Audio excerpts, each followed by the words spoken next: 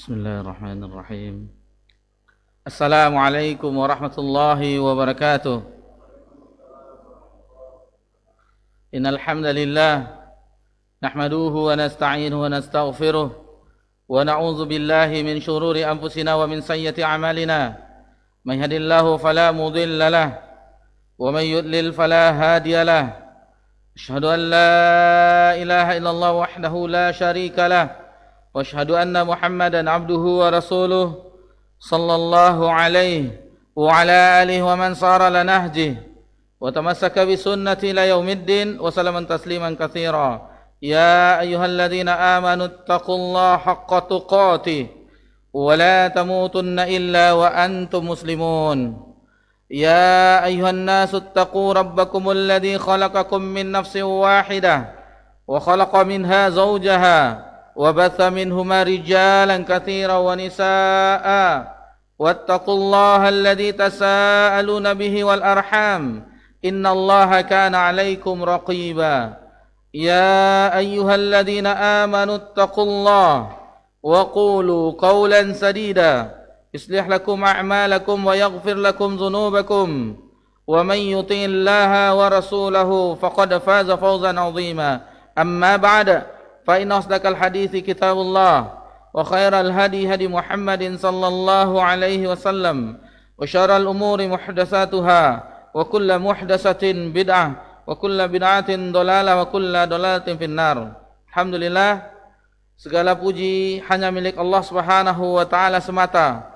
Allah Subhanahu wa taala yang telah melimpahkan nikmat kepada seluruh makhluknya, bukan hanya kepada orang yang beriman saja, bukan hanya kepada manusia saja, akan tetapi kepada seluruh makhluk yang ada di langit dan di bumi.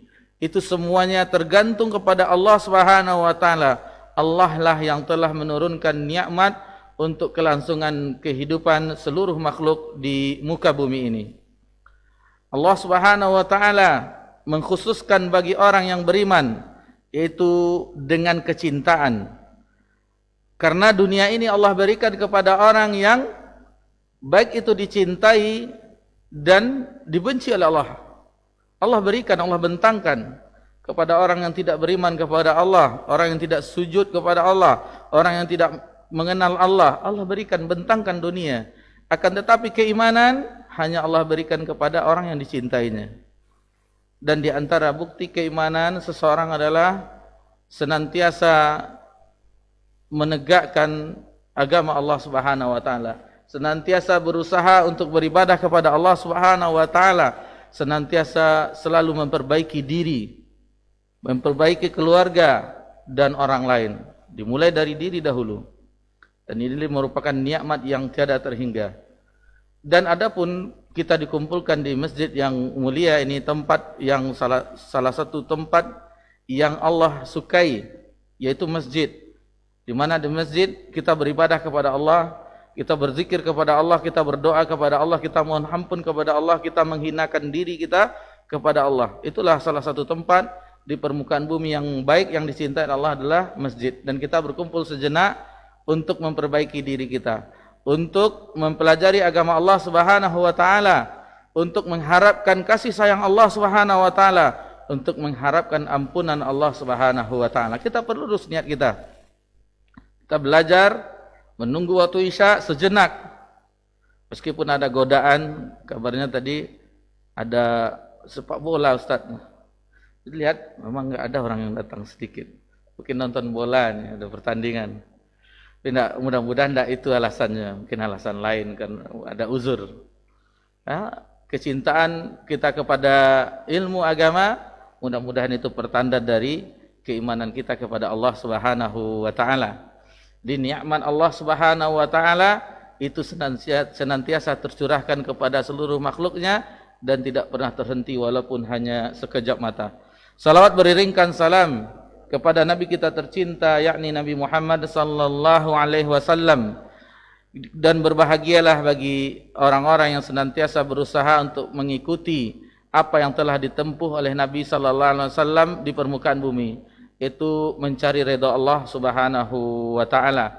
Meskipun di kemudian harinya, di zaman ini dan yang akan datang, sudah mulai jalan-jalan yang menyimpang, yang tidak ditempuh oleh Nabi, itu ditempuh oleh umatnya. Sebagaimana telah kita jelaskan di pelajaran kita ini. Taib, bapak-bapak, ibu-ibu, jamaah Masjid Ubay bin Ka'ab radhiyallahu anhu yang semoga diberkahi dan dirahmati oleh Allah Subhanahu wa taala. Alhamdulillah kita telah berada di pertengahan bulan Jumadil Awal 1446 Hijriah. Dengan terbenamnya matahari otomatis sudah tanggal baru, tanggal 14 pertengahan, yaitu bertepatan tanggal 15 November 2024 Masehi. Insyaallah kita lanjutkan pelajaran kita, yaitu memetik faedah di buku Mulia dengan Manhaj Salaf. Mulia dengan Manhaj Salaf. Insyaallah ini adalah pertemuan yang ke-6. Ikhwani fiddin wa akhwati fillah, azakumullah. Alhamdulillah kita sudah jelaskan beberapa kali pertemuan di bab yang keempat ini. Kita ulang kembali agar kita tidak ragu bahwasanya mengikuti manhaj salaf bukan apa yang diinginkan oleh muallif. Maksudnya penulis buku ini, Ustaz Yazid bin Abdul Qadir Jawas rahimahullah taala, bukan keinginan beliau. Bukan keinginan ulama-ulama di zaman ini, ulama di Arab Saudi, di Yordan, di belahan bumi manapun, ustaz-ustaz yang mendakwahkan, bukan keinginan mereka. Kan tetapi itu adalah perintah kewajibannya termaktub di dalam kitabullah, di dalam Al-Quranul Karim. Alhamdulillah telah kita pelajari bersama-sama sebanyak 23 ayat di bab ini. Yang bab keempat ini kita telah mempelajarinya bersama-sama. Kemudian dua pertemuannya kita sudah bahas juga melalui hadis-hadis Nabi sallallahu alaihi wasallam. Begitu juga perkataan para sahabat. Insyaallah nanti di poin yang ke-46, begitu juga dengan perkataan ulama terdahulu. Jadi ini bukan barang baru, sesuatu yang baru yang dituduhkan oleh orang bahwa ini adalah manhaj salaf, adalah sebuah kelompok di dalam agama. Tidak. Manhaj salaf adalah sesuatu yang baru, baru datang, tidak. Jadi kita kembalikan lagi di zaman dahulu, di zaman di mana wahyu itu turun, di zaman Nabi sallallahu alaihi wasallam dan para sahabatnya. Kita kembalikan agama ke, baik itu akidahnya, ibadahnya, akhlaknya, semuanya kita kembalikan di zaman itu. Lalu bagaimana dengan ulama-ulama yang belakangan? Kita mengikuti ulama itu dengan tujuannya adalah dalil, tujuannya adalah bagaimana Nabi sallallahu alaihi wasallam sebagai sarana prasarana, bukan tujuan kita harus mempelajari mazhab ini sebagaimana yang ribut di beberapa pekan ini. Tidak. Kita mempelajari mazhabnya Imam Syafi'i untuk mempermudah kita bagaimana, oh ini maksudnya istidlal ini ada hukum-hukumnya. Ternyata rukun salat ini begini-begini. Ternyata ini yang urutannya, itu tidak masalah. Untuk mempermudah kita. Sebagaimana kita mempelajari ilmu tajwid, insyaallah nanti pada kajian ini, pada Isya, insyaallah kita belajar tajwid. Ada hukum-hukumnya. Ada bagaimana itu izhar, bagaimana itu iqlab, bagaimana itu gunnah. Itu tidak dikenal di zaman Nabi. Cuman di belakang hari-hari qiraah menyimpulkan ini bertemu ini dengung, ini. Itu untuk memudahkan kita. Kalau dilihat mana ininya, mana hadis yang menyatakan ini bertemu, tidak akan berjumpa. Itu adalah kesimpulan para ulama ahli qiraah, ahli tajwid, untuk memudahkan kita di dalam mempelajari Al-Quranul Karim. Begitu juga di masalah akidah. Kita dituntun oleh ulama, dijelaskan bahwasanya di dalam misalnya tauhid itu dimudahkan agar kita mudah memahaminya, dibagi 3 oleh ulama. Sebenarnya tauhid itu cuma satu. Cuman untuk memudahkan kita bahwasanya yang satu-satunya menciptakan alam semesta ini perbuatan Allah Subhanahu wa taala, yang memberi rezeki, yang mematikan, yang menghidupkan, semuanya itu dikenal dengan di dalam ilmu akidah rububiyah, tauhid rububiyah. Mengesahkan bahwasanya itu semua Allah yang melakukannya. Tidak ada yang lain satupun. Tidak ada makhluk ikut campur tangan. Kemudian dikenal dengan tauhid uluhiyah, tauhid ibadah, bahwasanya setiap ibadah seorang hamba, apapun bentuk ibadahnya, baik itu salat, puasa, haji, sedekah, zakat, kemudian ibadah hati, Ibadah hati cinta, harap, tawakal, takut hanya untuk Allah Subhanahu wa taala. Tidak boleh diselewengkan. Nah, itu sehingga kita mudah memahaminya. Kemudian tauhid asmaul sifat, untuk mengetahui bahwasanya Allah itu memiliki nama-nama yang husna, yang maha indah, dan sifat-sifat Allah yang maha tinggi. Dan itu wajib ditetapkan tanpa boleh ditolak, tanpa boleh diselewengkan maknanya, dan tanpa ditanyakan bagaimananya. Jadi harus ditetapkan sesuai dengan kebesaran dan keagungan Allah Subhanahu wa taala. Sehingga kita paham jadinya. Oh, ternyata begini. Ternyata begini. Nah, jadi ulama menjelaskan kepada kita agar kita mudah memahaminya. Taib. Bapak-bapak, ibu-ibu yang semoga diberkahi dan dirahmati oleh Allah Subhanahu wa taala. Insyaallah kita lanjutkan bab yang keempat di malam yang berbahagia ini. Kita masih membicarakan dalil-dalil bahwa manhaj salaf sebagai hujjah yang wajib diikuti oleh kaum muslimin. Jadi hujjahnya bukan kita yang mengajak. Jadi manhaj itu metode, di definisi yang telah kita pelajari, tata cara beragama. Caranya begini. Tidak ada jalan yang lain kecuali yang ini yang benar. Itu harus kita yakini karena nasnya sudah jelas, dalilnya sudah jelas. Bukan diajak-ajak oleh kelompok tertentu, hawa nafsu tertentu, tidak. Organisasi tertentu, tidak. Al-Quran yang mengajak kita harus berpatokan kepada generasi terdahulu, awal umat ini. Nabi yang menjelaskan kepada kita, sahabat yang mengajak kepada kita untuk mengingatkan kembali, dan para ulama-ulama yang mengikutinya. Jadi kita tidak goyang lagi. Ada orang diselewengkan maknanya. Bahkan trending topik juga di media sosial, bahwasanya Salafi Wahabi itu intoleran. Dari mana intolerannya? Diisukan, dinaikkan. Entah dia belajar, entah tahu dia apa itu yang diucapkan oleh apa yang didebatkan itu. Kemudian dipalingkan lagi, dibuat cerita bahwasanya begini, fitnah semuanya. Lalu diselewengkan manhaj salaf salep itu, obat kurap itu, atau manhaj saraf katanya, karena banyak orang yang lain, orang nggak paham.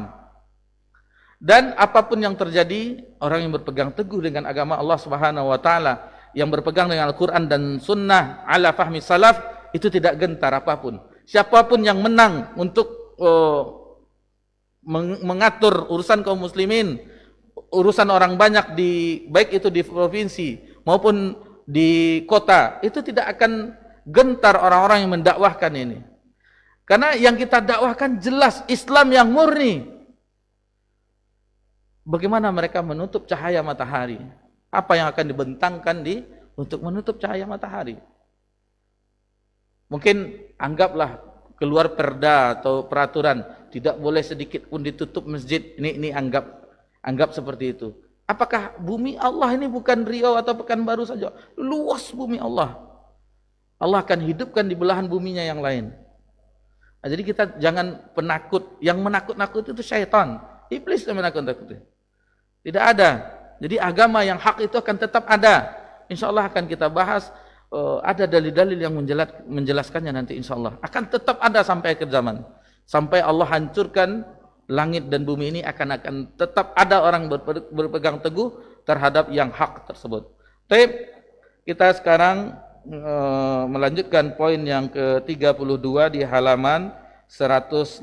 Mudah-mudahan bisa agak banyak kita pelajari, sehingga bab 4, karena dia paling panjang pembahasannya di bab 4 ini dibandingkan bab sebelum atau sesudahnya, karena memuat puluhan, lebih kurang 50 dalil, 55 dan berapa, lebih kurang sekitar 62. Berapa dalil itu? Itu yang dijelaskan oleh mu'alif, sehingga 45 tambah 7, 52 tambah 14, 60, 66 ya, lebih kurang. Taib.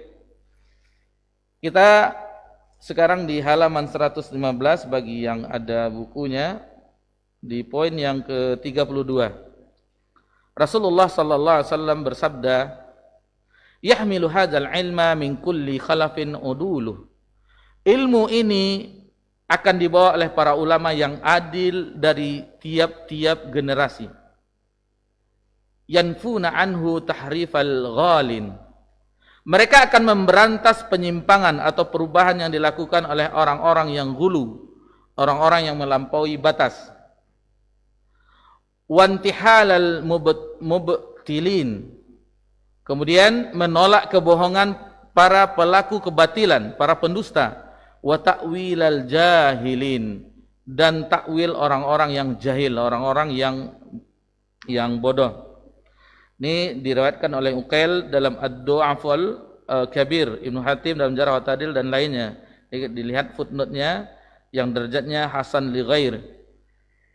Dalam hadis ini disebutkan bahwasanya Al-Qur'an, ilmu agama itu, hadis itu dibawa oleh orang-orang yang adil, orang yang terpercaya di setiap zaman. Dan hal yang pertama kali yang mendapatkan ilmu ini langsung dari Nabi SAW adalah para sahabat. Otomatis dengan itu bahwasanya mereka adalah orang-orang yang adil, para sahabat. Kalau kita mempelajari ilmu hadis itu predikat, apalagi kita masuk ke dalam ruh ilmu hadis, jarh wa ta'dil, mereka semua para sahabat itu tidak diteliti. Karena mereka kulluhum udul, mereka semuanya adil. Jadi kalau berbicara Abu Hurairah itu tidak diteliti lagi. Abdullah bin Abbas tidak diteliti. Cuman setelahnya siapa sahabat yang di bawah sahabat tabi'in yang meriwayatkan itu diteliti, baru diteliti. Ulama itu sudah menyediakan bagaimana rapor mereka. Apakah mereka adalah orang yang thiqah, orang yang sodok misalnya, atau orang yang mempunyai goncangan dalam hafalan. Dan kalau kita mempelajarinya, yang menariknya ilmu hadis tersebut, awalnya dia adalah orang yang baik hafalannya. Tahu-taunya di ujung usianya dia ada muttarib, kegoncangan hafalannya. Itu diteliti. Tahun berapa dia ketika ini hadis ini diperdengarkannya kepada muridnya. Oh, itu waktu itu dia masih aman. Belum ada goncangan atau belum pikun misalnya. Atau belum ini, ada juga misalnya bukunya terbakar. Lalu yang bukunya yang telah didiktekan kepada gurunya yang mendapat syahadah itu sudah terbakar, sudah hilang lagi. Itu tahu ulama-ulama itu sampai sedetail itu ulama hadis mengetahuinya. Sampai satu orang pun bisa diteliti. Misalnya Imam Bukhari, kalau Imam Bukhari tidak melakukan itu, kita contohkan saja. Meriwayatkan dari gurunya misalnya Muhammad bin Sinan dari Fulaih misalnya. Fulaih bin Sulaiman misalnya. Dihilangkan Fulaih, langsung Muhammad bin Sinan ini ke Sulaiman, Fulaih bin Sulaiman gitu. Dihilangkannya Muhammad bin Fulaih. Itu ulama tahu itu. Itu melakukan tadlis namanya. Sampai sedetail itu para ulama meneliti hadis mengetahuinya. Nah, jadi alhamdulillah Allah jaga agama yang mulia ini dengan ulama-ulama yang menjaga bagaimana datangnya ilmu itu, sampainya ilmu itu kepada kita. Alhamdulillah, ini ada nikmat dari Allah Subhanahu wa taala. Jadi jelas di dalam hadis yang poin yang ke-32 ini bahwasanya para sahabat semuanya adil. Itu bisa dilihat keterangan dari Imam Syaukani di halaman 116, ketahuilah wajibnya mendahulukan pembahasan mengenai keadilan para perawi yang telah kami sebutkan hanya berlaku pada selain sahabat. Adapun terhadap mereka tidak berlaku. Jadi tidak perlu diteliti. Kalau sudah sahabat, sudah tidak. Mereka semuanya adil. Tidak di cross check lagi. Tapi di bawahnya rantai-rantai perawi sanadnya itu diteliti oleh ulama kritikul hadis. Taib. Nomor yang ke-33, poin yang ke-33. Jadi di sini intinya yang ke-32 itu bahwasanya para sahabat semuanya adalah adil. Merekalah yang membawa kebenaran yang langsung mereka terima dari Nabi kita tercinta Nabi Muhammad sallallahu alaihi wasallam. Kemudian poin yang ke-33, Rasulullah SAW bersabda, "Fa inna dima'akum wa amwalakum wa aradakum bainakum haram." Sesungguhnya darah kalian, kata Nabi SAW, harta benda kalian, kehormatan kalian haram atas kalian. haramun alaikum kahurmati yaumikum hadza. Seperti terlarangnya hari ini. Maksudnya terlarangnya hari haramnya hari ini waktu itu adalah di musim haji. Hari bulan-bulan haram, bulan-bulan haram. Fi syahrikum hadza, yaitu bulan ini. Fi balidikum hadza, waktu itu berada di Arafah, termasuk tanah haram. Jadi yuballigh syahidul ghaib. Kata Nabi, hendaklah yang hadir menyampaikan kepada yang tidak hadir. Ini amanah para sahabat. Mereka ketika itu di haji wada, lebih kurang 10.000 orang itu menyampaikan apa yang telah disampaikan oleh Nabi sallallahu alaihi wasallam. Ini mereka adalah orang-orang yang amanah, yang menyampaikan apa yang telah diterima mereka dari Nabi sallallahu alaihi wasallam. Taib. Yang ke-34 di halaman 117, Rasulullah sallallahu alaihi wasallam bersabda, sama Abu Imran sama cetakannya bedanya, ini yang terbaru. Halamannya sama. Berbeda kan? Tapi bisa ada situ kan, sama kan? Taib. Rasulullah sallallahu alaihi wasallam bersabda, "La tasubbu ashabi." Janganlah kalian mencaci maki sahabatku. Fa walladzi nafsi biyadihi, demi zat yang jiwaku berada di tangannya. Lau anna ahadakum, seandainya salah seorang dari kalian anfaqa mithlu Uhud zahaba, berinfak sebesar gunung Uhud berupa emas, ma adraka mudda ahadim wala nasifah, maka belum mencapai nilai infak mereka meskipun mereka berinfak hanya 1 mud, yaitu sepenuh 2 telapak tangan, dan tidak juga separuhnya. Di hadis ini sahih dari Imam Bukhari, Imam Muslim, Abu Daud, Tirmizi, Ahmad, dan selain mereka. Dari sini kita mengetahui bahwasanya mereka, keimanan mereka, keikhlasan mereka para sahabat. Kita bagi yang haji dan umrah mungkin mengetahui besarnya gunung Uhud itu, gunung batu yang terjadi peristiwa Uhud. Besarnya gunung itu. Mungkin kalau diemaskan itu berton-ton, ratusan ton. Itu kita infakkan, kata Nabi sallallahu alaihi wasallam, ma adraka mudda ahad. Jadi kita menyumbang, menginfakkan beratus-ratus ton emas, sementara para sahabat hanya makanan 1 mud atau separuhnya. Itu masih bernilai infak dari para sahabat.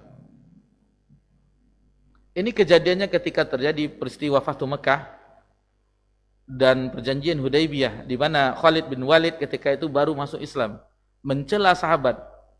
Bahkan di antara mereka ada mencela muadzin Bilal, orang hitam dan segala macam. Maka Nabi sallallahu alaihi wasallam, la tasubbu ashabi, jangan mencaci maki sahabatku. Dan ini hadis ini juga pernah kejadian ketika Abdullah bin Mas'ud radhiyallahu anhu, kita mengetahui Ibnu Mas'ud atau Abu Dzar, kalau tidak salah Abdullah bin Mas'ud, ketika memanjat pohon kelihatan betisnya, lalu ditertawakan oleh yang melihat. Lalu Nabi juga menyebutkan hadis ini, la tasubbu ashabi, jangan mencaci maki sahabatku, jangan mencela sahabatku.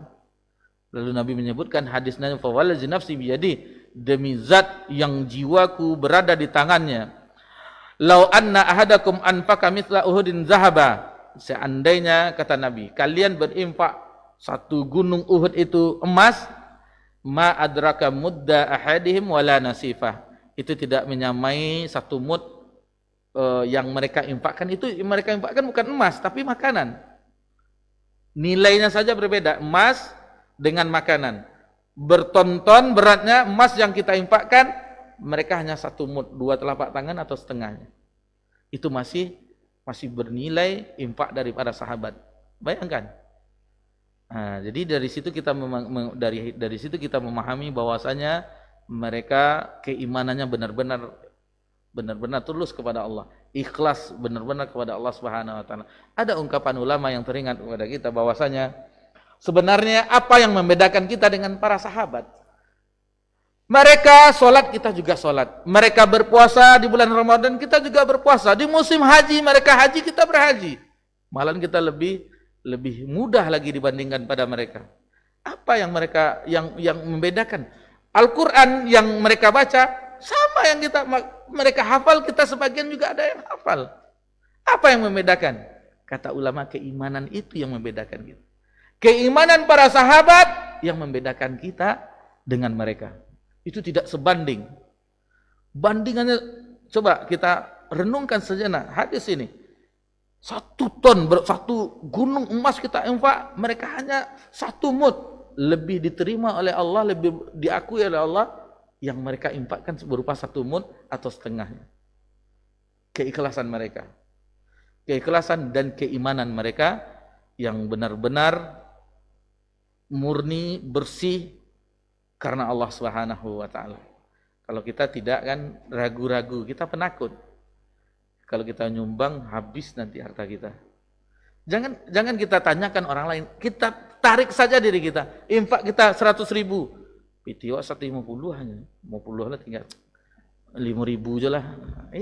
Itu kita, karena kita penakut, keimanan kita goyah. Bukan seperti mereka. Mereka menginfakkan Umar separuh hartanya, Abu Bakar seluruh hartanya. Apa yang kau tinggalkan buat keluargamu? Ya Abu Bakrin, kata Nabi. Allah dan Rasulnya. Allah dan Rasulnya. Kita belum sampai di situ. Kita belum sampai apa-apanya. Belum apa-apanya kita. Nah, jadi dengan penjelasan ini, semakin yakin kita mereka adalah orang yang benar-benar dipilih untuk mendampingi Nabi Sallallahu Alaihi Wasallam. Dan tata cara beribadah mereka, itulah manhaj. Manhaj para sahabat, tidak mungkin yang lain, metode yang orang hidup kemudian lebih baik daripada mereka. Taib. Kemudian yang ke-35, Rasulullah SAW bersabda kepada Ibnu Abbas radhiyallahu anhu, Allahumma faqihu fid din wa 'alimhu ta'wil. Ya Allah, berikanlah pemahaman agama kepadanya dan ajarkanlah ia ta'wil, tafsir Al-Qur'an. Ini diriwayatkan oleh Imam Ahmad At-Tabrani, Al-Hakim, disahihkan Al-Hakim. Bagian pertama diriwayatkan oleh Imam Bukhari dan Muslim. Kemudian yang kedua, Allahumma 'alimhul kitab. Ya Allah, ajarkanlah ia kitab Al-Qur'an. Jadi ini juga diriwayatkan oleh Bukhari, Allahumma 'alimhul hikmah. Ada juga riwayat yang lainnya di footnote, lihat di bagian bawah footnote 153, Allahumma 'alimhul hikmah. Ya Allah, ajarkanlah kepadanya al-hikmah. Ikhwani fiddin, azakumullah wa akhwati fillah, rahimani rahimakumullah. Dari sini bayangkan Nabi SAW doanya mustajab. Nabi mendoakan Abdullah bin Abbas ketika itu masih kecil. Sambil di riwayat yang lain Nabi meletakkan di pundaknya, dadanya ini, Allahumma faqihu fiddin wa 'alimhu takwil. Nabi doakan. Dan Nabi yang mendoakan, dan Nabi doakan kepada sahabat. Abdullah bin Abbas salah satunya. Dan memang benar ketika masa kecil Abdullah bin Abbas sudah mencintai ilmu. Sering mendengar, dan setelah Nabi wafat pun dia masih kanak-kanak tapi tetap hadir belajar dengan Zaid bin Sabit, belajar dengan para ulama-ulama dari generasi sahabat. Dan memang mencintai ilmu. Sampai-sampai sahabat yang kecil ketika itu, yang lainnya yang seumuran dengannya heran, kenapa tidak bermain dengan kami ini. Kemudian di waktu puluhan tahun kemudiannya baru terlihat, ini dia. Ketika Ibnu Abbas mereka belajar sehingga beliau faqih, sementara kami masih begini. Kata orang yang sejawat dengan Abdullah bin Abbas. Ketika di zaman Amirul Mukminin Umar bin Khattab radhiyallahu anhu. Jadi Umar, di kekhilafan Umar, ada di pemerintahan beliau itu namanya Majelis Syuro. Orang-orang yang dibawa untuk bermusyawarah. Dan itu rata-rata adalah veteran perang Badar, orang-orang yang pernah ikut perang Badar, syuyukh-syuyukhnya, orang tua-tua, orang-orang sudah veteran perang Badar, orang-orang yang sepuh. Umar bin Khattab memasukkan di majelis syuronya Abdullah bin Abbas. Sehingga sebagian ada yang protes. kami juga memiliki anak seumuran itu. Ini. Ada yang protes. Lalu Umar bertanya kepada Abdullah bin Abbas untuk menguji bagaimana keilmuan pemahaman dari Abdullah bin Abbas. Bagaimana menurut kalian, kata Umar bin Khattab, Amirul Mukminin radhiyallahu anhu, tentang surah An-Nasr. Idza jaa nasrullahi wal fath wa ra'aitan nasa yadkhuluna fi dinillahi afwaja ila akhiril ayat. Mereka menjelaskan, orang-orang veteran Badar, syuyukh itu, orang tua itu menjelaskan bahwa orang berbondong-bondong masuk Islam, Allah memberikan kemenangan, ini. Sesuai dengan teks dari ayat tersebut. Lalu Umar bin Khattab radhiyallahu anhu menanyakan kepada Abdullah bin Abbas radhiyallahu anhu yang Nabi doakan ini di dalam hadis ini. Lalu Abdullah bin Abbas menjawab, ayat itu turun pertanda dekatnya wafat Nabi sallallahu alaihi wasallam. Nabi akan diwafatkan oleh Allah Subhanahu wa taala. Kata Umar, itulah yang saya ketahui dari penafsiran surah ini. Jadi penafsiran Umar dengan Ibnu Abbas itu sama, yang tidak diketahui oleh para veteran perang Badar, anggota majelis syuro yang lainnya. Itu sampai ke situ pemahaman dari Abdullah bin Abbas. Dan ketika sudah berlalunya beberapa digantinya karena beliau waktu itu masih kanak-kanak di zaman Nabi, dan akhirnya setelah diserahkannya kekuasaan, dengan satu kekuasaan, Hasan bin Ali menyerahkan kekuasaan kepemimpinan kepada Muawiyah, maka kembalilah Abdullah bin Abbas ke Mekah, dan beliau juga menetap di Taif. Disitulah beliau mengajarkan ilmu.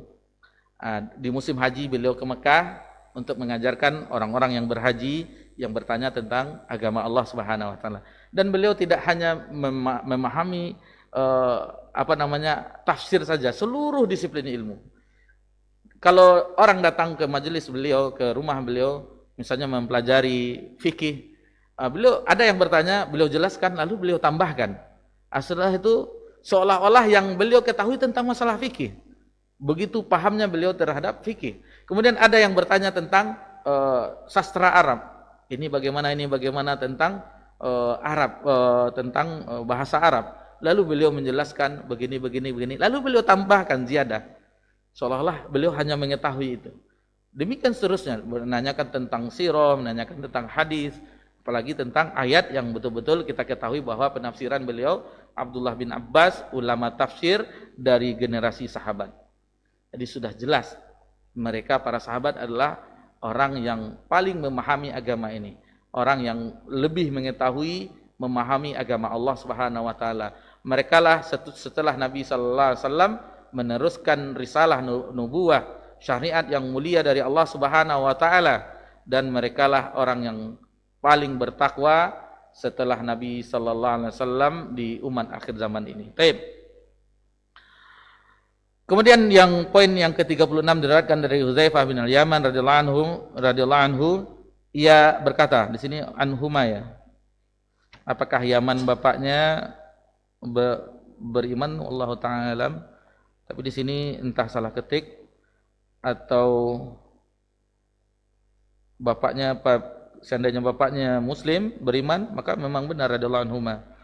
Tapi seandainya tidak, Hudzaifah bin Yaman radhiyallahu anhu saja. Apakah ini salah? Memang kita tidak mengetahui. Apakah Al-Yaman bapaknya itu beragama Islam seperti Abdullah bin Umar radhiyallahu anhuma, Abdullah bin Abbas beriman radhiyallahu anhuma. Apakah Al-Yaman bapaknya juga beriman? Cuman kita kembali saja ke ke tulisan ini, radhiyallahu anhuma, ia berkata, kana nas yas'aluna Rasulullah sallallahu alaihi wasallam anil khair. Jadi manusia bertanya kepada Nabi sallallahu alaihi wasallam, kepada Rasulullah sallallahu alaihi wasallam tentang kebaikan. Wa kuntu as'alu anis syarr. Adapun aku, kata Hudzaifah, aku bertanya tentang keburukan. Makhafatu aidrikuni, karena dia khawatir, takut akan terjatuh, terpesorok, terjatuh, terpeleset dalam keburukan tersebut. Fakultu, Maka aku berkata kepada Rasulullah, ya Rasulullah, bertanya, inna kunna fi jahiliyah wa syarr. Jadi Huzaifah bin Yaman bertanya kepada Nabi, wahai Rasulullah, sesungguhnya kami pernah berada di masa jahiliyah dan masa penuh keburukan, kejelekan. Faja'ana Allahu bihadzal khair. Lalu Allah mendatangkan kebaikan ini, Islam. Allah mendatangkan Islam yang berupa kebaikan. Fahal ba'da hadzal khair syarr? Apakah sesudah kebaikan ini keburukan? Qal Nabi SAW menjawab bersabda, na'am, ya.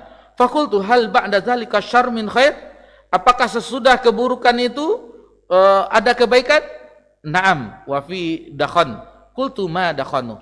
Jadi Nabi SAW menyebutkan ada di sini kabut. Beliau menjawab, bagaimana wujud kabut itu? Lalu dijawab oleh Nabi SAW, qaumun yastannuna bighairi sunnati wa yahduna bighairi hadni. Jadi yang bentuk kabut yang terselimut itu, kata Nabi SAW, bahwasanya ada sekelompok orang yang menjalani sunnah yang bukan sunnahku, mengambil petunjuk juga bukan dari petunjukku. Maka ta'rifu minhum wa tunkir. Lalu jelaskan, perkenalkan kepadaku agar aku bisa mengingkari mereka. Fakultu hal ba'da zalikal khair min syarr? Apakah setelah kebaikan itu ada keburukan? Diulang lagi. Qala na'am. Lalu kata Nabi SAW, du'atun alal abwabi jahannam, yaitu da'i-da'i yang mengajak kepada pintu-pintu jahannam. Man ajabahum ilaiha fazahu fiha, yang mana mereka, barang siapa yang menjawab panggilan mereka, pasti mereka akan mencampakkannya ke neraka Jahannam tersebut. Fakultu ya Rasulullah. Lalu aku bertanya, wahai Rasulullah, sifhum lana. Qal na'am. Jadi kata Huzaifah, apakah mereka itu dari jenis kita, dari bangsa kita? Qal na'am. Qaumun min khildatina wa yatakallamuna bil asinatina. Itu memang dari bangsa kita, dari jenis kita, dan lisannya juga berbicara dengan bahasa kita. Qultu ya Rasulullah, ma tara'in adarakani dzalik. Jadi berkata lagi Huzaifah bin Yaman, kata Huzaifah, apa pendapatmu jika kami mendapati zaman itu? Qal talzamu jama'atul muslimin wa imamuhum. Jadi kata Nabi SAW, hendaklah berpegang teguh dengan jamaah kaum muslimin dan imam-imam mereka. Fakultu fa illam takun lahum jama'atu wala imam, apabila aku tidak mendapati jamaah dan imam, qal fa'tazil tilkal firaq kullaha. Kata Nabi SAW, tinggalkan seluruh firqah, kelompok-kelompok itu. Walau anta adda ala asli sajaratin hatta yudrikal mauta wa anta ala zalik. Di akhirnya kata Nabi SAW, meskipun harus menggigit akar pohon hingga engkau mati dalam keadaan seperti itu. Jadi kata Nabi SAW, seluruhnya tinggalkan. Bukan kita memasukinya, tetapi tinggalkan. Meskipun apapun yang terjadi, kita harus berpegang teguh kepada kebenaran. Walaupun sendiri.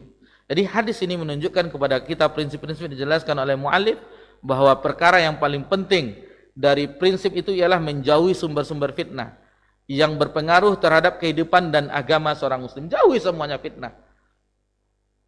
Dan itu memang berbeda. Ikhwani fi din a'azakumullah. Ketika kami dulu belajar di majelis-majelis, sama juga seperti bapak-bapak, ibu-ibu belajar di majelis, jarang kita membahas fitnah-fitnah. Kita dahulu diajarkan oleh guru-guru kita, dan sebagian juga muallif, alhamdulillah sempat juga belajar, itu penulis itu mengajarkan kepada kita bagaimana mencintai ilmu, mencintai agama Allah, mencintai ketaatan, membenci keburukan. Itu yang diajarkan. Jarang yang mengajarkan misalnya apa yang lagi sekarang viral, yang fitnah-fitnah. Antum saja dipermasalahkan sekarang. Harus tidak sesuatu yang tidak membawa masuk ke dalam surga, tidak menjauhkan dari neraka. Apa sibuknya kita dengan antum? dibalas pula. Nggak ada pengaruhnya. Mau antum, kalau bahasa di Sumbar tuh antum kan waang. Apakah bang orang Ocu apoang juga kan? Apa? Itu bahasa yang tidak perlu dipermasalahkan. Dahulu orang di zaman Nabi, perhatikanlah apa yang amalan yang bisa menjauhkan dullani, ya Rasulullah, tunjukkan kepada kami amalan yang menjauhkan kami dari neraka dan memasukkan wanulkul jannah, dan memasukkan kami dalam surga. Itu yang mereka sahabat. Bayangkan kalau zaman sekarang aneh-aneh, pertanyaannya aneh-aneh. Ustaz, ini bagaimana Ustaz? Ustaz, kalau menang paslon itu baat Ustaz ngeri mah hilang awak beko adanya. Kama awak hilang. Kama awak dan doanya. Ada ketakutan. Itulah kalau belajar akidah kita tidak kokoh, itulah pentingnya akidah. Perhatikan Imam Ahmad bin Hanbal zaman fitnah. Ketika terjadi fitnah, Al-Qur'an itu adalah makhluk, meskipun jenggot ini berlumuran darah, meskipun dipenggal, kata Imam Ahmad, saya akan tetap mengatakan Al-Quran itu adalah kalamullah. Tidak bergeming sedikit pun. Nah, kalau kita kan takut, belum terjadi dah takut.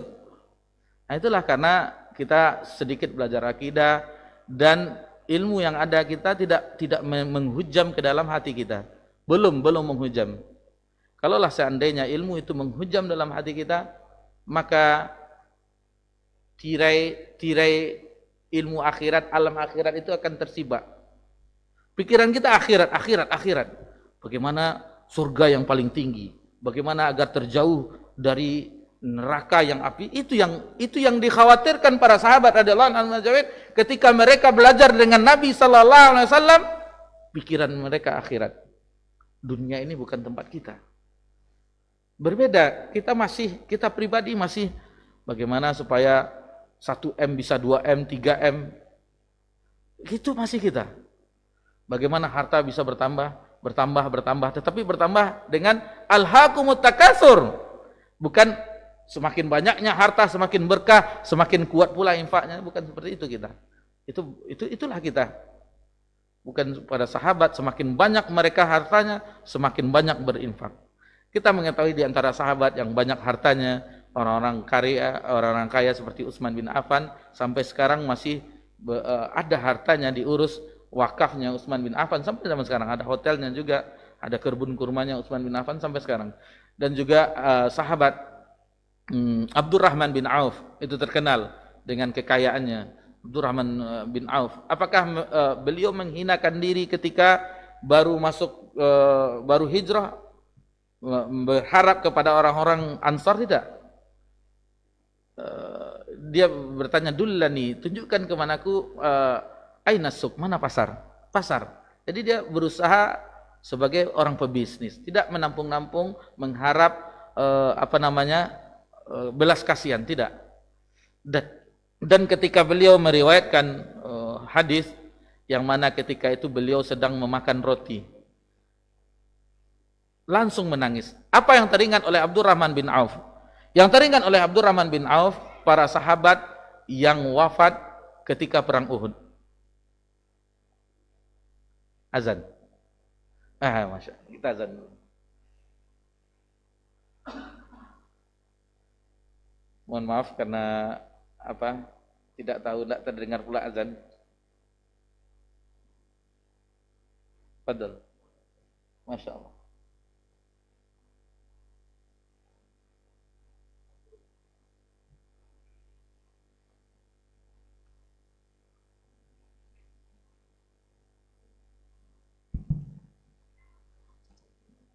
Allahu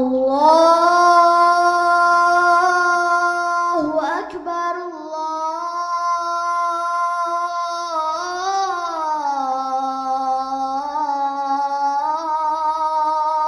Allahu Akbar, Allahu Akbar,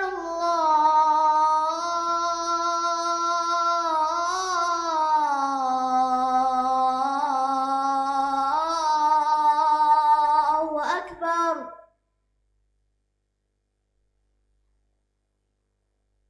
Asyhadu an la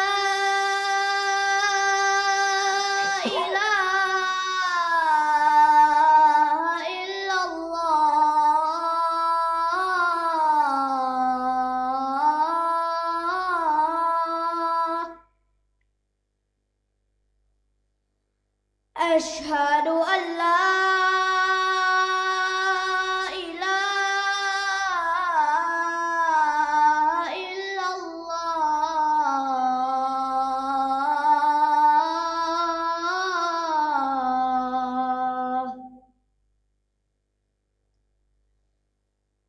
أشهد أن محمدا رسول الله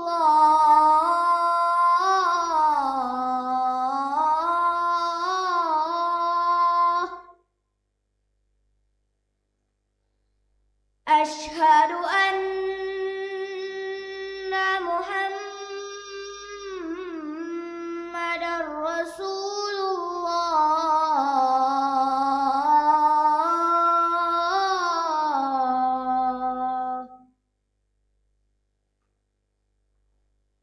حي على الصلاة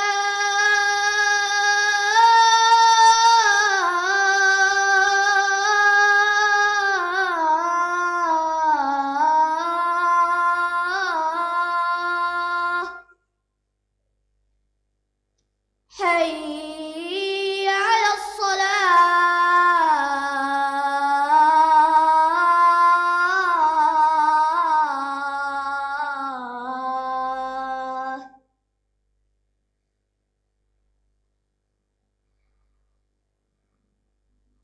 حي على الفلاح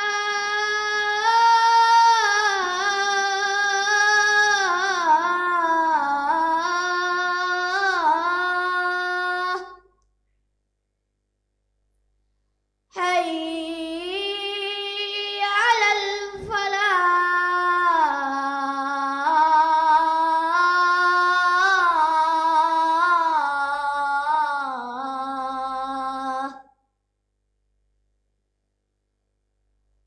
الله أكبر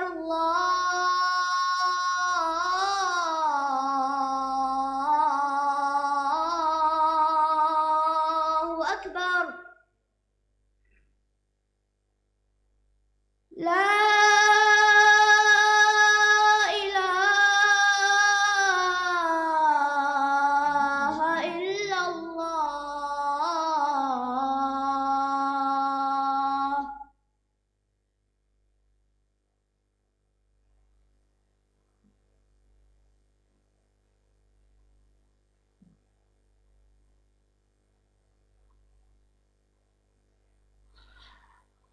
Alhamdulillah wassalatu wassalamu ala Rasulillah ma ba'd. Kita lanjutkan. Tadi terhenti dari waktu Abdurrahman bin Auf memakan roti.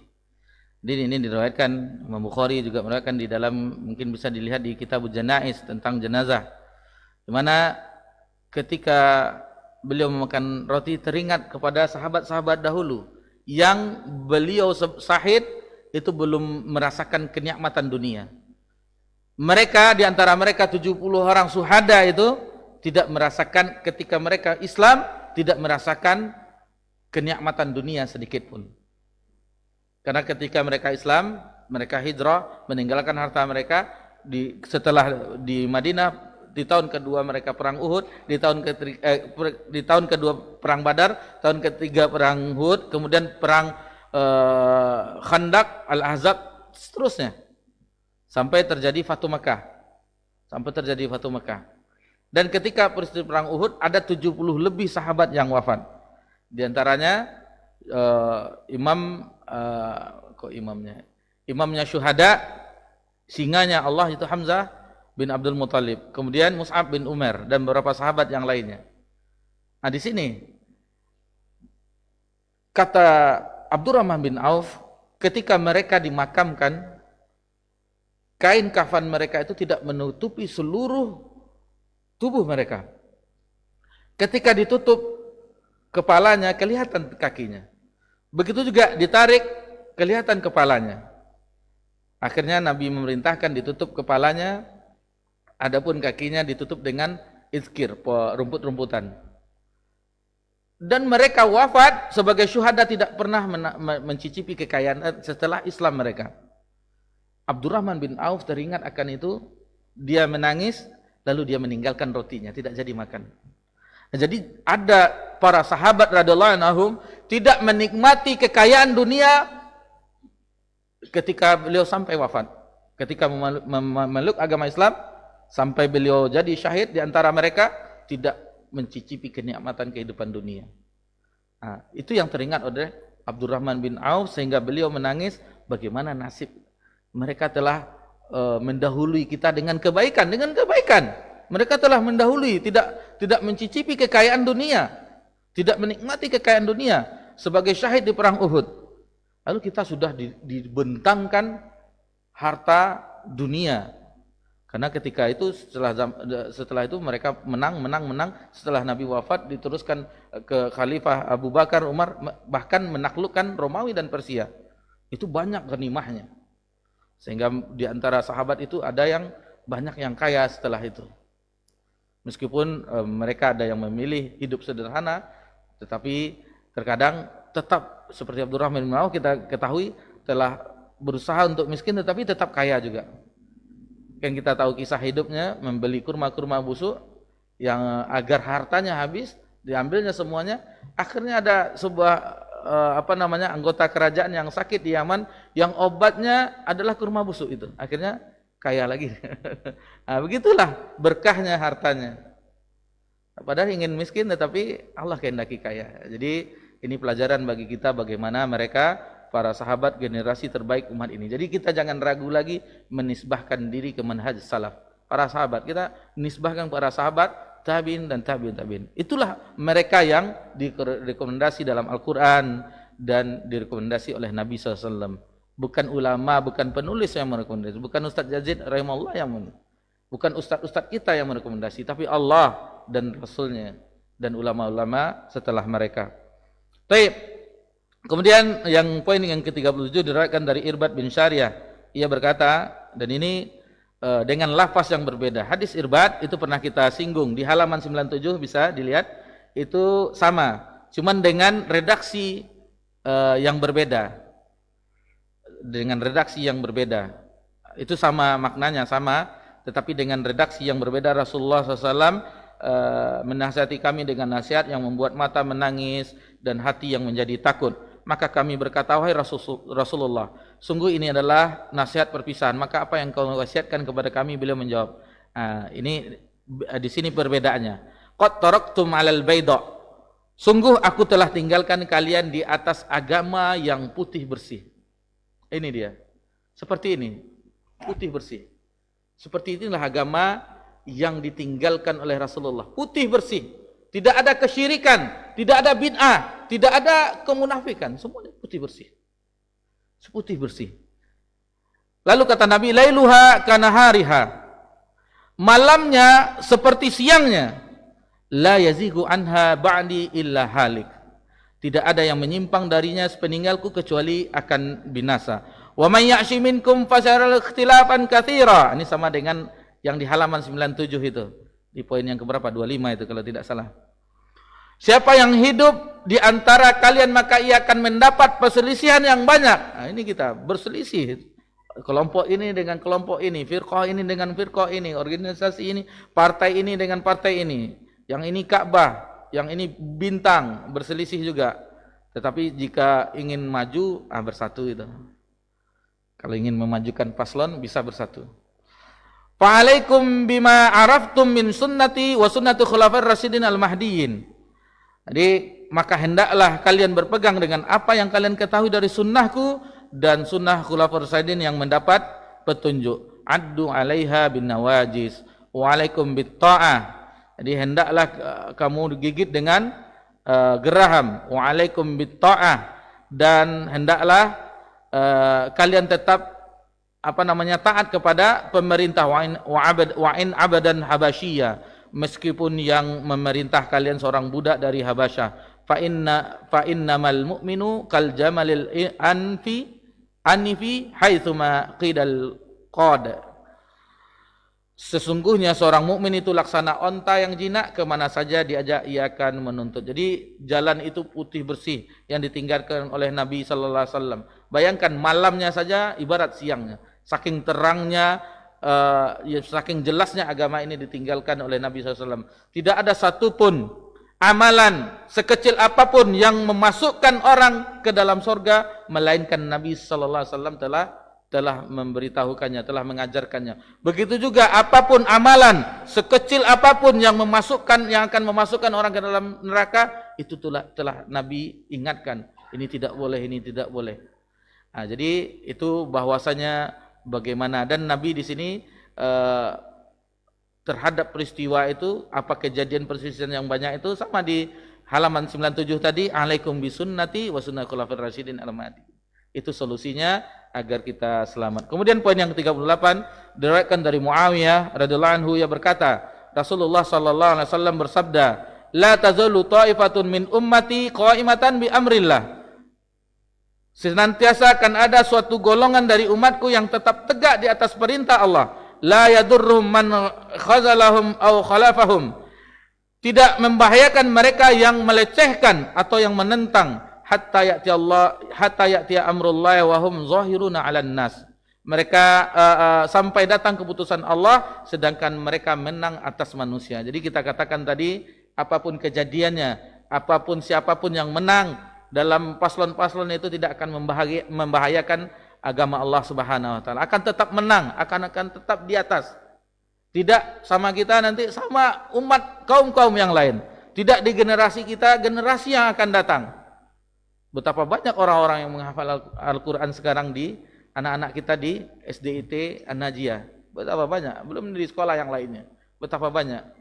Dahulu untuk mungkin waktu di zaman yang masih generasi TVRI hitam putih, gambar goyang-goyang, kalau nonton tinju apa dulu, Muhammad Ali, Elias Pikal itu nonton bareng. Mungkin ada kita semuanya bapak-bapak yakin kita itu. Kita masih waktu itu masih anak-anak juga tahun 80-an. Itu apa namanya? Dahulu tuh enggak ada kenal sekolah tahfiz, itu enggak ada. Mana ada zaman dulu tuh sekolah tahfiz, enggak ada. Masuk MTS saja sudah hebat tuh. Oh, iya, MTS dia. Itu yang paling hebat tuh tawalib, masuk tawalib dia, Masya Allah. Itu udah hebat itu. Buya baru lupa ya, Buya. Itu udah hebat itu zaman itu. Nggak ada yang sekarang alhamdulillah Allah bukakan lembaga pendidikan ini sampai ke kampus. Nggak bagi yang tidak Allah izinkan di Madinah atau di mana di Timur Tengah, tidak diizinkan di Libya, ada sekolah kampus di seberang ini dekat. Bisa bolak-balik pulangan. Allah mudahkan semuanya. Allah bentangkan kemudahan. Itu nikmat dari Allah Subhanahu wa taala. Tidak jauh-jauh lagi. Itu semuanya kemudahan dari Allah Subhanahu wa taala.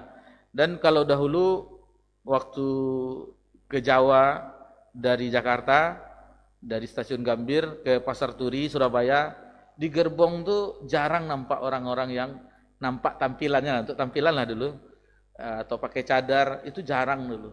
Tapi kalau sekarang setiap gerbong kita pengen, biasanya musolanya dekat restoran itu. Jadi di Kertapi malam itu ada musolanya. Cuman untuk 2 orang atau 3 orang di gerbong restoran. Jadi pas kita misalnya gerbong di depan lewat itu sudah ada orang yang nampak sama kita, tidak asing lagi. Apalagi kita di Pekanbaru. Itu enggak asing lagi. Kalau zaman tahun baru-baru ke Pekanbaru tahun sekitar awal-awal tahun 2000, itu aneh. Ninja Hattori, aneh. Kalau sekarang enggak. Udah banyak. Alhamdulillah. Mudah-mudahanlah sesuailah dengan harapan kita semuanya. Pekanbaru itu menjadi yang semarak dengan sunnah Nabi sallallahu alaihi wasallam. Jadi akan ada sampai akhir zaman.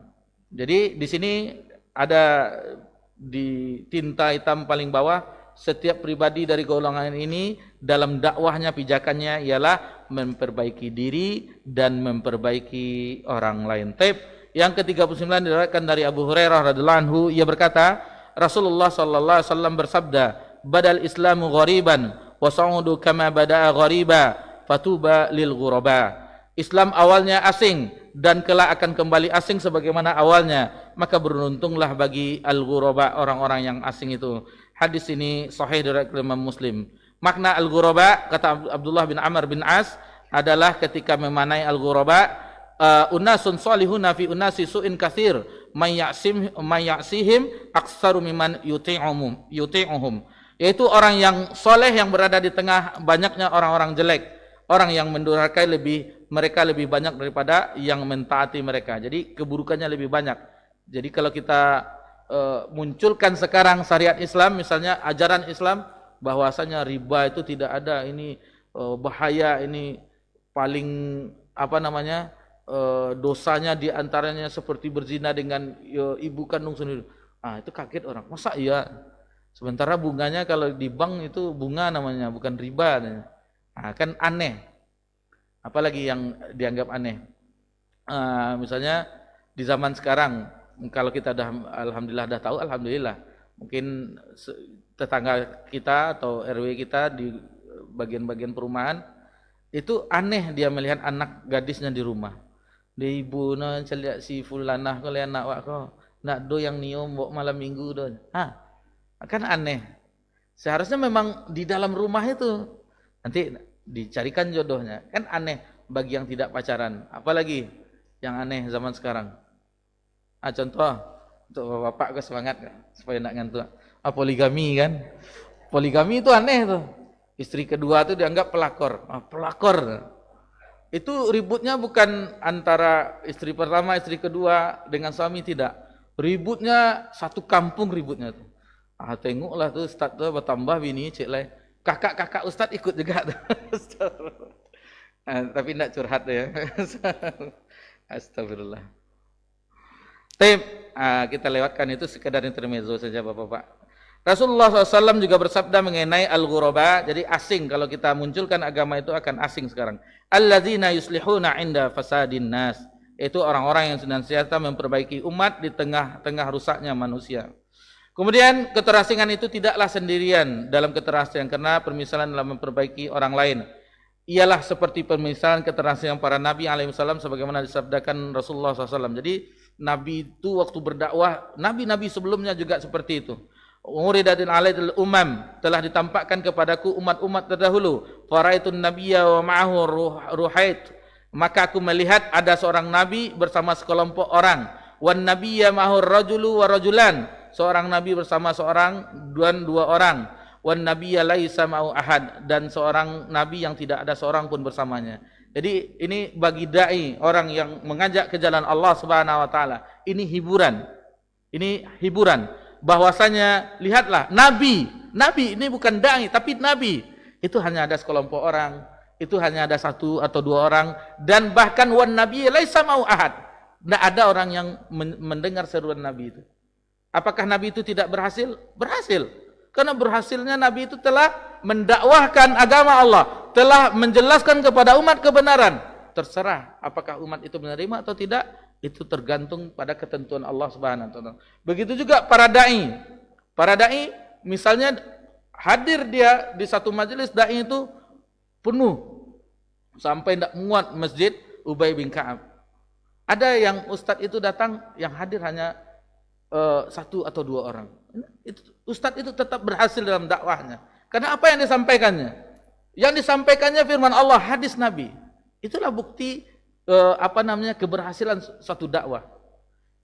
Apabila seorang dai mengajak kepada Allah Subhanahu wa taala, mengingatkan orang akan bagaimana hari kiamat, lalu mengajak kepada tuntunan Nabi SAW, seorang dai itu sudah berhasil. Walaupun tidak ada yang mengikutinya, walaupun hanya satu orang atau dua orang. Baik, ini hiburan bagi seorang dai yang mengajak kepada Allah Subhanahu wa taala. Baik. Kemudian Rasulullah sallallahu alaihi wasallam bersabda, ini di poin yang ke-40. Ini kita agak cepat, mudah-mudahan sebelum jam 8 selesai. Ya'ti 'alan nasi zaman, akan datang suatu zaman masa yub'atsu minhumul ba'tsu fayaqulun, yang saat itu ada satu pasukan dikirim untuk berperang. Unzuru hal tajidu fikum ahadan min ashabin Nabi sallallahu alaihi wasallam. Perhatikanlah, coba lihat, adakah di antara kalian di pasukan tersebut salah seorang sahabat Nabi sallallahu alaihi wasallam? Fayujadur rajul. Ternyata ada satu orang sahabat Nabi. Fayunfatul lahum bih. Kemudian karena itu Allah menangkan mereka. Thumma yub'atsul ba'tsun tsani fayaqul hal fikum man ara ashabin Nabi sallallahu alaihi wasallam. Kemudian berikutnya, suatu masa berikutnya, adakah engkau melihat di antara sahabat Nabi sallallahu alaihi wasallam fayuftahu lahum bih.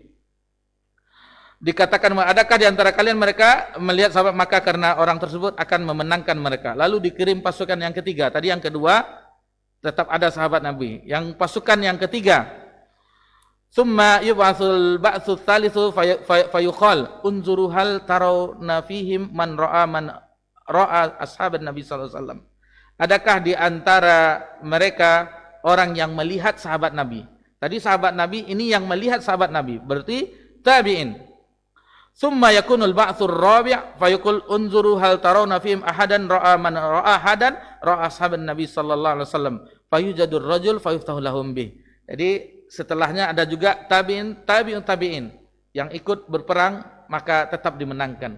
Yang ada sahabat di dalam pasukan itu dimenangkan oleh Allah. Yang ada tabi'in dimenangkan oleh Allah Subhanahu wa taala. Yang ada tabi'in tetap dimenangkan Allah Subhanahu wa taala. Sebagaimana fayuftahu lahum bih, akhirnya Allah menangkan mereka. Jadi di dalam hadis ini terdapat dalil bahwa umat Islam ini akan mendapatkan kemuliaan dan kemenangan dengan mengikuti para sahabat ridwanullahu anhum alaihim ajmain.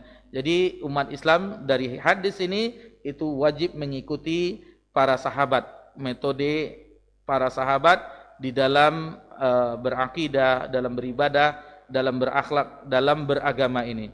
Kemudian yang ke-41 diriwayatkan dari Abu Dzar radhiyallahu anhu, ia berkata, ada seorang pemuda yang melewati Umar radhiyallahu anhu. Maka Umar berkata, ini sebaik-baik pemuda. Perawi berkata, maka Abu Dzar mengikutinya. Abu Dzar sahabat Nabi. Abu Dzar Jundub bin Junadah nama beliau, mengikuti lalu berkata, wahai anak muda, mohonkanlah ampunan untukku. Maka ia menjawab, wahai Abu Dzar, apakah aku harus memohonkan ampunan untukmu sedangkan engkau adalah sahabat Rasulullah SAW? Abu Dzar menjawab, mohonkanlah ampunan untukku. Pemuda itu menjawab, mohonkanlah ampunan untukku. Pemuda itu menjawab, tidak sampai engkau memberitahu aku. Jadi pemuda itu tidak mau mendoakan sampai apa alasannya. Abu Dzar berkata, sesungguhnya engkau tadi melewati Umar, dan ia berkata, ini sebaik-baik pemuda. Sedang aku mendengar Nabi SAW bersabda, innallaha ja'alal haqqa ala lisani Umar wa qalbih. Sesungguhnya Allah menjadikan kebenaran ada pada lisan Umar dan hatinya. Jadi itu, maka ketika itu barulah tahu dia alasannya. Jadi di sini kepatuhan, lihat kepatuhan terhadap sabda Nabi Abu Dzar, patuh terhadap hadis Nabi, innallaha ja'alal haqqa ala lisani Umar wa qalbi. Sesungguhnya Allah menjadikan kebenaran ada pada lisan Umar, dan Umar sendiri pun begitu juga. Ketika ada seorang dari negeri Qaran dengan ada bekas sopak di punggungnya gini, tentang Uwais Al-Qarni. Uwais Al-Qarni, Umar pun juga begitu, meminta doa kepada Uwais Al-Qarni. Umar orang yang dijamin masuk surga, meminta doa kepada Uwais Al-Qarni dari generasi tabi'in. Kenapa kita katakan tabi'in? Karena Uwais walaupun sezaman dengan Nabi tapi tidak pernah berjumpa dengan Nabi. Tidak pernah berjumpa dengan Nabi. Walaupun beliau di Yaman, tetapi tidak pernah berjumpa dengan. Di zaman Umar beliau ada, lalu Umar minta doa kepadanya. Kenapa? Karena kepatuhan Umar terhadap sabda Nabi sallallahu alaihi wasallam. Kalau awak kan enggak, apalagi dengan pemuda nih Abu Dzar sahabat ke pajamudo tu je gaya aja nak sendereh dah. Kayaknya lo minta doa. Kalau kita, tapi Abu Dzar enggak. Karena ini Umar yang mengatakan ada pemuda yang dia adalah orang baik kata Umar. Maka mintalah doa. Jadi begitulah mereka dengan apa yang diterima dari dalil taib. Yang ke-42, dalam hadis tentang perpecahan umat disebutkan bahwa Rasulullah SAW menyifati golongan yang selamat bahwasanya mereka adalah al-jamaah. Ibnu Al-Qayyim rahimahullah mengatakan banyak nas-nas Al-Quran dan As-Sunnah yang menganjurkan dan memerintahkan kita untuk berada dalam jamaah. Al-jamaah ialah para sahabat Rasulullah SAW, sebab di masa awal Islam tidak ada jamaah lain selain sahabat Rasulullah sallallahu alaihi wasallam. Ini ada ungkapan Imam Syafi'i dan seterusnya. Yang jelas maksud dari di sini adalah jamaah tersebut adalah jamaah sahabat radhiyallahu anhum ajmain. Kemudian yang poin ke-43, Rasulullah SAW bersabda tentang Khawarij kepada para sahabat, yahkiru ahadakum salatuhu ma'a salatihim wa siyamahu ma'a siyamihim. Salah seorang dari kalian menganggap remeh salatnya dibandingkan salat mereka, puasanya dibandingkan puasa mereka. Apa maksud dari pengambilan tentang sifat Khawarij ini? kata mu'alif di sini bahwasanya Rasulullah sallallahu alaihi wasallam membandingkan salat Khawarij dengan salatnya para sahabat. Puasa mereka dengan puasa para sahabat. Akan tetapi ketika Khawarij di atas manhaj selain manhaj para sahabat dan telah mutawatir hadisnya, tetap mereka dikatakan sebagai penghuni neraka jahanam. Bahkan kilab, anjing-anjingnya neraka di hadis di Sahih Muslim, di hadis yang lain. Karena para Khawarij tidak berada di atas jalannya para sahabat. Bayangin, solat mereka para sahabat tidak sebanding dengan Khawarij. Dan mereka adalah pemuda-pemuda yang semangat di zaman Ali bin Abi Thalib. Dan nanti insyaallah ada nanti bagaimana Abdullah bin Abbas di poin setelahnya insyaallah akan kita lewati. Abdullah bin Abbas berdialog dengan Khawarij, lebih sekian separuh, 3.000 lebih atau 4.000 Khawarij itu akhirnya mereka rujuk ke pemahaman sahabat Nabi. Taib. Kemudian poin yang ke-44, Ubadah bin Samit radhiyallahu anhu berkata, bay'ana Rasulullah SAW ala an nakuma au naqula bil haqqi haitsu ma kunna la nakhafu fil laili law matala laim. Kami membaiat Rasulullah SAW agar kami menegakkan atau kami mengatakan kebenaran dimanapun kami berada. Tidak boleh takut terhadap celaan orang mencela dalam berdakwah kepada Allah. Taib. Di sini Al-Imam Al-Qayyim rahimahullah ta'ala berkata, mereka berkata dengan kebenaran, menerangkannya, dan mereka tidak takut celaan orang mencela dalam berdakwah kepada jalan Allah. Mereka tidak pernah menyembunyikan kebenaran sedikit pun lantaran takut dengan pecut atau tongkat. Tidak pula takut kepada amir dan penguasa, sebagaimana hal itu diketahui bagi orang yang memperhatikan petunjuk dan jalan hidup mereka. Kita ambil di bawah, di sini, di paragraf bawah. Namun diingat, kata mu'allif rahimahullah ta'ala, pengingkaran kepada penguasa sebagaimana diajarkan oleh Nabi sallallahu alaihi wasallam.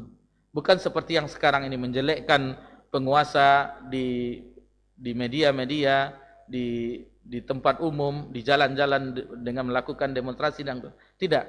Akan tetapi apa yang diajarkan oleh Nabi sallallahu alaihi wasallam, yang mana itu adalah dengan face to face, maksudnya dengan seandainya bisa datang langsung tanpa ada orang lain.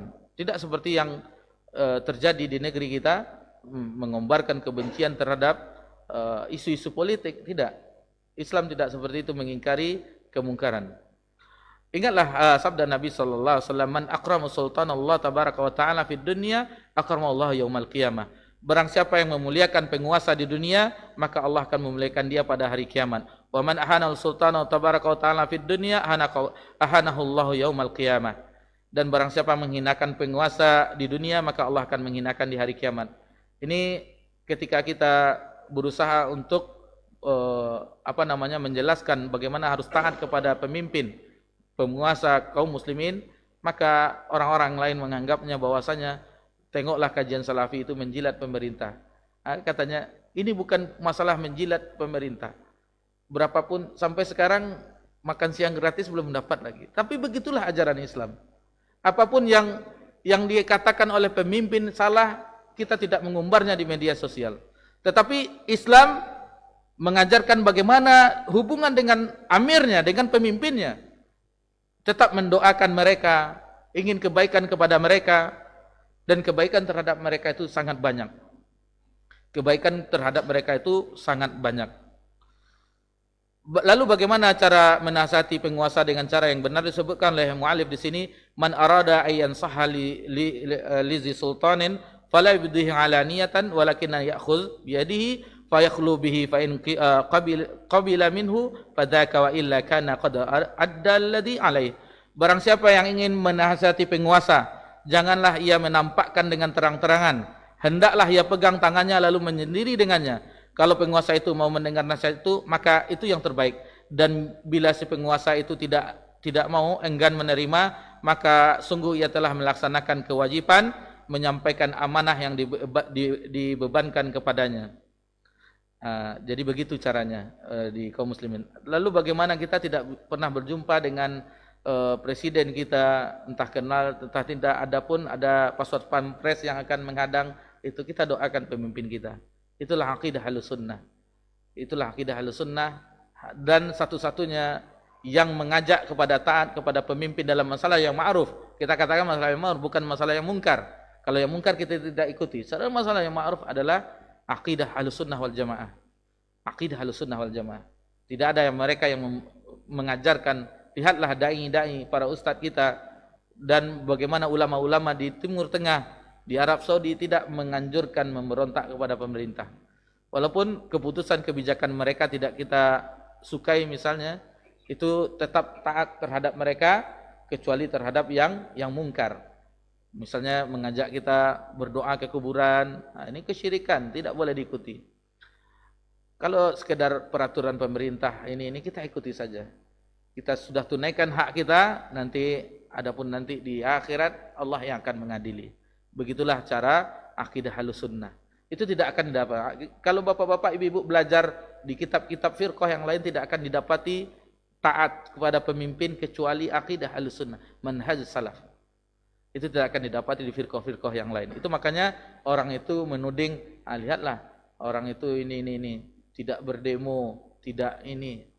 Ada. Jadi tidak ada kita yang turun ke jalanan lalu berteriak-teriak, perempuan juga ke jalanan, nanti ada yang nyemprot dengan damkar dan yang lainnya, gas air mata, tidak. Itu adalah gaya-gaya orang-orang yang khawarij yang memberontak kepada kaum pemimpin yang sah. Taib. Yang ke-45 yang terakhir diriwayatkan dari Hudzaifah bin Yaman, ia berkata, "Ittaqullah ya ma'syaral qura." Wahai para pembaca Al-Qur'an, wa khudhu tariqa man kana qablakum. Ikutilah jalan orang-orang sebelum kalian.